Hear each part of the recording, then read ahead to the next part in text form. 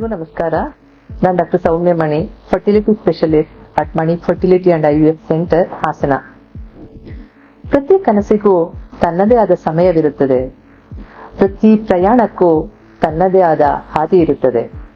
ಸಂತಾನದ ಕನಸನ್ನು ಹೃದಯದಲ್ಲಿ ಹೊತ್ತು ಸಾಗುತ್ತಿರುವ ಪ್ರತಿಯೊಬ್ಬ ದಂಪತಿಗಳಿಗೂ ವಿಶ್ವ IVF ದಿನದಂದು ನಿಮ್ಮ ಆಸೆಗಳು ಈಡೇರಲಿ ಎಂದು ಆಶಿಸುತ್ತೇವೆ.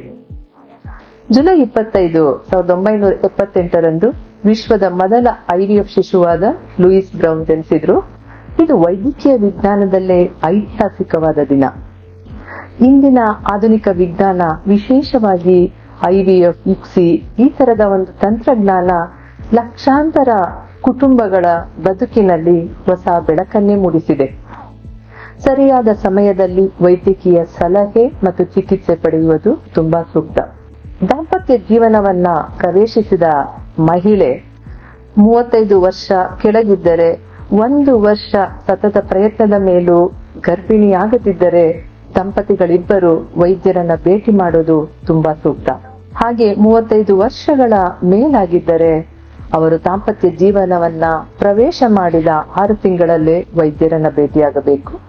40 ವರ್ಷಗಳ ಮೇಲಾಗಿದ್ದರೆ ಆದಷ್ಟು ಬೇಗ ದಂಪತಿಗಳಿಬ್ಬರು ವೈದ್ಯರನ್ನ ಭೇಟಿಯಾಗಿ ಸೂಕ್ತ ಸಲಹೆಯನ್ನು ಪಡೆಯುವುದು ತುಂಬಾ ಒಳ್ಳೆಯದು. ಸಂತಾನಹೀನತೆ ಒಂದು ಸಮಸ್ಯೆ ಮಾತ್ರ, ಅದು ಜೀವನದ ಅಂತ್ಯವಲ್ಲ.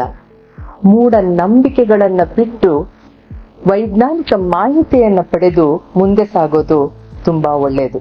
ಕೆಲವೊಮ್ಮೆ ಅನಿವಾರ್ಯ ಕಾರಣಗಳಿಂದ ಅವಶ್ಯಕತೆ ಇದ್ದಲ್ಲಿ ಎಗ್ ಫ್ರೀಸಿಂಗ್ ಅಥವಾ ಸೆಮೆನ್ ಫ್ರೀಸಿಂಗ್ ಮಾಡೋದ್ರಿಂದ professional and personal life balance ಮಾಡುವ ಮುಖಾಂತರ ಒತ್ತಡರಹಿತ ಬದುಕನ್ನ ನಿಮ್ಮದಾಗಿಸಿಕೊಳ್ಳಿ. ಬಾಳ ದಾರಿಯಲ್ಲಿ ಭರವಸೆಗಳು ಬೇಕು, ನಿಜ. ನಾಳೆ ನನ್ನದೆನ್ನುವ ನಂಬಿಕೆಗಳೂ ಬೇಕು.